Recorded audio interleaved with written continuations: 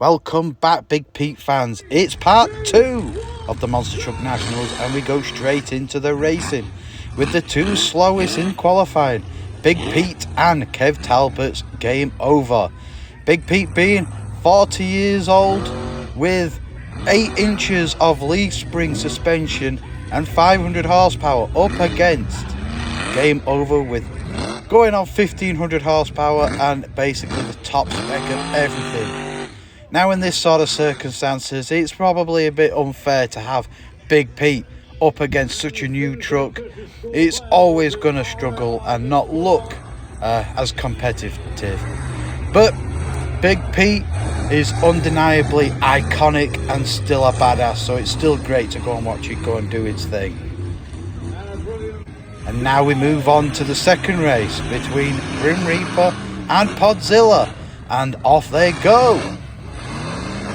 It's neck and neck here again. Grim Reaper has a normally aspirated V8 up against Podzilla, supercharged methanol, 1500 horsepower again. So these two trucks on paper should not be anywhere as close as they are, and they nail it, and it's a photo finish.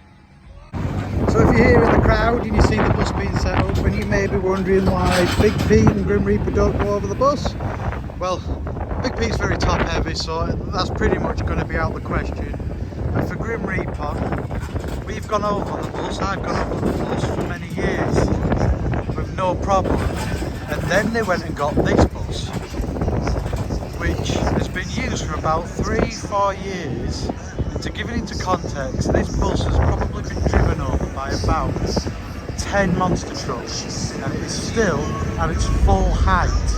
And it's slightly higher than previous buses that we've had, which meant that when the truck goes up and over, the falling bars, which are the big silver bars in between Grim Reaper's wheels, get caught on the apex there and the corners, and then they bend. So we don't do it anymore because it's just bending the falling bars, which could put us out of doing the next show. We are on to Big Pete's freestyle. So, Big Pete being the old bruiser 40-year-old truck, as I've mentioned before, it's a lot rougher in Big Pete to hit cars.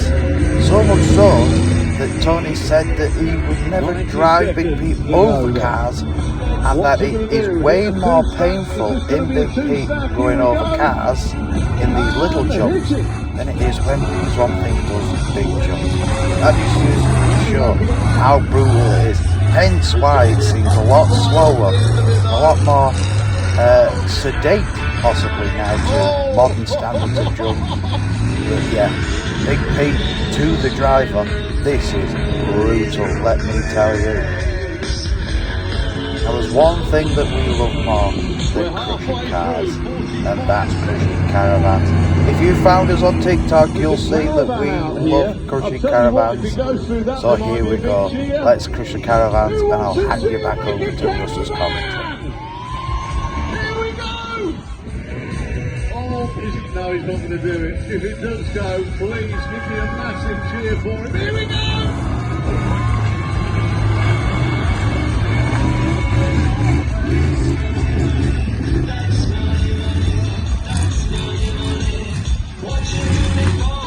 10, 9, 8, 7, 6, 5, 4, 3, 2, 1. And now on to Grim Reaper's freestyle. So being one of the first out in freestyle, I'm never going to be scored great, so all I'm going to do is go out and have some fun and just put it out there. Now I've had a quick chat with Michael, says I want to hit the kicker. Michael's quite concerned that it was risk of breaking something, so I hit the kicker, get some pretty decent air. And what I do actually is I drive over to Michael where you can see he's stood on Big Pete, and make sure I get thumbs up that he's happy with how the truck is, and I stick it into a bit of a donut. Wheel starts to go, and then the engine unfortunately bogs down because it don't quite have the horsepower to keep it through, so I have to whip it back into reverse. And then carry on with the freestyle. Now, as you can see, there is a bus. I've gone over the bus many times in the past. There'll be some YouTube clips of me going over the bus in some of our earlier videos. I don't go over this bus because it's higher than the old bus, and it's also tougher. That bus has been used for the last 5 or 6 years and has not gone down one bit. But with it being higher, I have a risk of bending the falling bars, which are the silver bars in between Grim Reaper's wheels there. So there's no need for me to hit the bus. I'm not going to score great on freestyle being out so early. So it's just a case of go out, have fun and not stress the truck. 6, 5, 4, 3. And pretty much being timed out here. And then what we're going to do, go over these, and then as a bit of showmanship, spin it round and then park on top of the cars. Now I cut it out, but I actually stand on top of the monster truck and give the crowd a big wave. And here we go.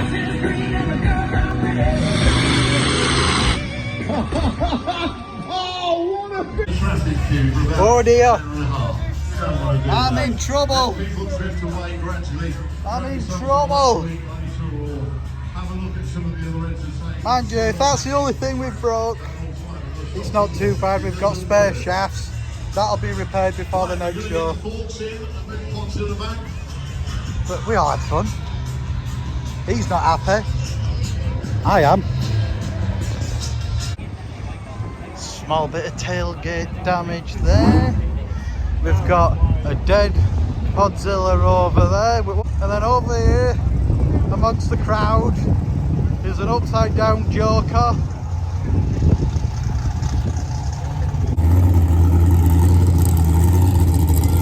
Suspend the forklift bar and move the axle, and then all the gearing's bound up. Lambo's bent a wheel and is losing air.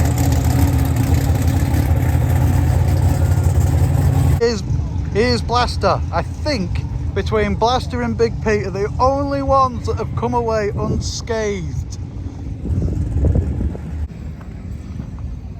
Kev's with Game Over has bent a 4-link bar exactly like I was foreseeing on the bus. You can see the red of the bus. So just to summarise, we've got an upside down monster truck, broken tailgate, we've got broken prop shaft and 4-link bars, we've got a broken wheel, broken thing, and Michael has the audacity to be upset with me for bending the shaft. We do them about once a year anyway, as it turns out, so it's not a problem. We've got spare shafts. But how dare he complain when it could have been any one of those behind me? Love you, Michael. Monster Truck Nationals done. Love you. Subscribe. Whatever. I'm knackered. Adios.